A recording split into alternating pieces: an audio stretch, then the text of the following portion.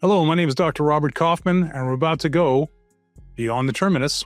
Today, I'd like to discuss the technique of warm gutta percha obturation as taught at Boston University by its originator and my mentor, Dr. Herbert Schilder. I've seen several videos on YouTube that show clinicians attempting to use the warm gutta percha technique without really understanding the principles behind it and making clinical errors. Dr. Schilder taught that the gutta percha could be moved during obturation. That was the point of the whole technique, softening the filling material to fill the prepared canal system anatomy with either gutta percha, sealer, or a combination of the two. Historically, these initial canal shapes were created with use of stainless steel hand instruments. Stainless steel K-files were used to try to negotiate to the terminus, and reamers were used to shape the body of the canal to accommodate both deeper irrigation and the gutta percha filling material. My master's thesis studied what was known as the envelope of motion, how reamers were used in rotary motion. Remember, back then, we only had ISO standard .02 taper hand instruments. There were no multiple taper instruments at the time. By placing a bend on the cutting portions of hand reamers, Dr. Schilder created an envelope when you turn the instrument with a multiple taper instrument out of a single taper instrument. My research examined how much the bend, rotational speed, and rate of withdrawal affected the shapes of the created canals that were done in artificial acrylic canals. Subsequently, these instruments would be replaced with multiple taper rotary-driven nickel titanium instruments, which essentially did the same thing, but with varying tapers. For more information about the origins of these instruments, you can check my 2006 Oral Health magazine article that I co-authored with Ken Sirota and Cliff Ruddle called From Concept to Creation, A Vision 40 Years On. And this is the link. In order to take advantage of the moldability of this filling material, canals had to be large enough initially to accommodate the bulk of the gutta percha necessary to allow for the material to, first of all, accept and retain the heat applied to it with a heat carrier. And secondly, the pressure had to be applied with a plugger, with enough time to allow deformation and movement of the filling material. Were the previous hand instrument that was made out of stainless steel, were those preparations too large? Yes, they were, certainly. We now realize that these larger shapes reduced the remaining dentin thickness and could contribute to root fracture. But that was the instruments that we had at the time. When we consider the recent emphasis on conservative axes and shapes, several problems can occur when trying to obturate these shapes with the classic vertical compaction of warm gutta percha technique.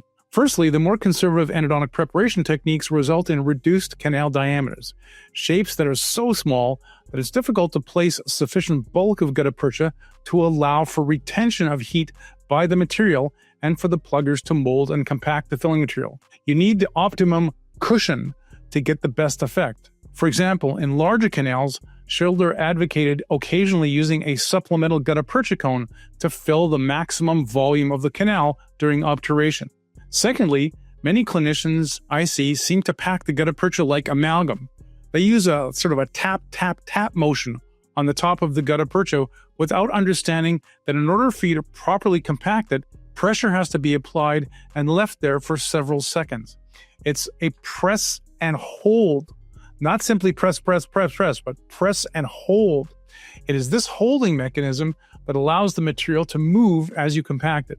Understanding the rheology of gutta percha is important not only to appreciate its properties, but in order to obtain proper cone fit for each particular case. Cases with very slender, thin canals need to have cone fits that are very close to the working length. Why? Because the canals are so slender, it's unlikely that you're going to be able to easily transfer heat to the apical portions of the canal in sufficient amounts to cause significant gutta percha deformation. For that reason, the cones have to fit as well as possible and as closely as possible to the working length. Why? Because you're essentially using a single cone and with sealer at the apex. In the past, research has attempted to replace gutta percha. I'm old enough to remember when a hydrophilic material called Hydron was developed. It was a flop. The next so-called monoblock obturating material was called Resilon. It was in vogue for a while, but found to be deficient in many areas such as the ability to bond to dentin, C-factors, and failure to set. Many clinicians found out, much to their dismay, when they had to retreat the cases. It's no longer available. Those who advocate more conservative preparation techniques are more likely to use a single cone and a sea of bioceramic cement. It is essentially a throwback to the silver cone era, albeit with a slender gutta percha cone and newer bioceramic sealers. This is the antithesis of the warm gutta percha technique.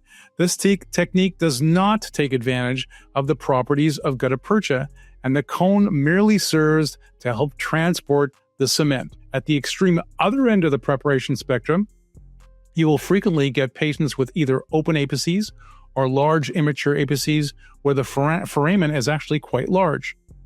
In those cases, we may use techniques to modify the cones outside the mouth with either heat or solvent, fit the cones shorter than normal, and move the gutta percha into position with heat and packing pressure. How much can you move the gutta percha without pushing it out or filling short? Well, that comes with experience. See my other BTT video about the chloroform dip technique and custom fitting gutta percha cones for details. The key is developing what Dr. Schilder called a thermal profile, raising the gutta percha in the canal just enough to allow it to deform ahead of the heat, and using the proper packing pressure to take advantage of this material's plastic properties. This was illustrated in the graphic in his classic article in Gerstein's textbook from 1984, Techniques in Endodontics. Some essential elements are, firstly, using the proper size heat carrier. Using too small a heat carrier merely pierces the gutta percha and makes it difficult to remove the optimal amount with clean walls.